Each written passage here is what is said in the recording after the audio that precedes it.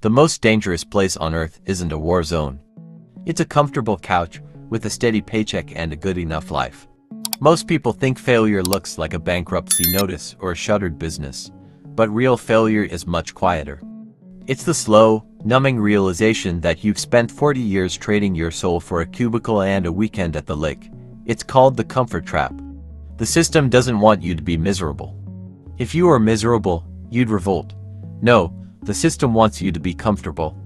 It wants you to have just enough money to pay your mortgage, just enough vacation time to forget how much you hate your job, and just enough entertainment to distract you from the fact that your dreams are dying in the hallway. A steady paycheck is the most addictive drug known to man. It's a monthly dose of safety that tells your brain to stop hunting. Thousands of years ago, if you didn't hunt, you didn't eat. Your hunger kept you sharp. But today, the grocery store is full, the Netflix is streaming, and the heat is on. Your survival instinct has been hijacked. You aren't thriving. You're just surviving in high definition. Ask yourself, if your job disappeared tomorrow, who would you be? If the monthly direct deposit stopped, would you have the skills to build your own table? Or would you starve waiting for someone else to throw you a crumb?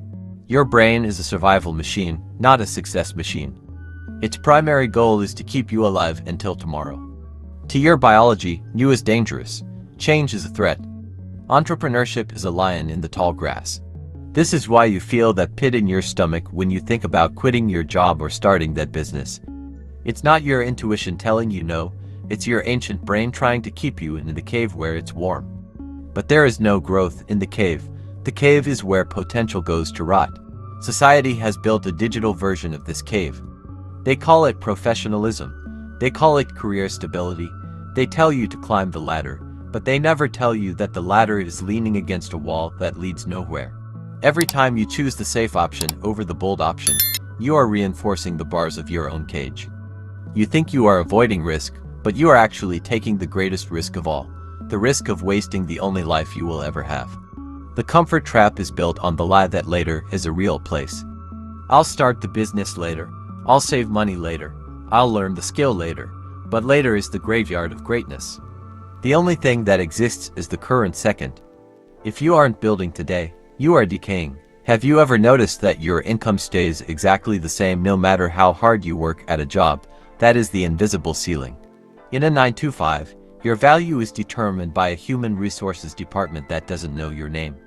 They have calculated the exact minimum amount they can pay you to keep you from quitting, while you do the exact maximum amount of work to keep from getting fired. It's a stalemate where nobody wins. The wealthy don't play this game. They understand that wealth is built on leverage, not hours. If you trade your time for money, you have a hard limit on your life. There are only 24 hours in a day. Even if you worked every single one of them, your income is capped by your physical exhaustion. To break the ceiling, you have to move from labor to systems. You need to build things that work while you sleep. A video, a piece of code, a rental property, a brand. These are digital soldiers that don't need a lunch break and don't ask for a raise. But building these systems requires you to be uncomfortable. It requires you to work at 9 p.m. when your friends are out drinking. It requires you to be the weird one who talks about assets while everyone else talks about the football game. Are you willing to be misunderstood for a season so you can be free for a lifetime? So, how do you escape?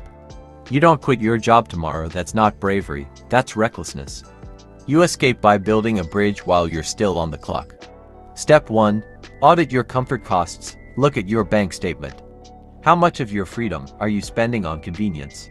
The DoorDash, the extra subscriptions, the car payment for a vehicle that just sits in the driveway while you work. These aren't luxuries, they are the anchors keeping your ship in the harbor. Step 2. Reclaim your mornings. The world belongs to those who wake up before the noise starts.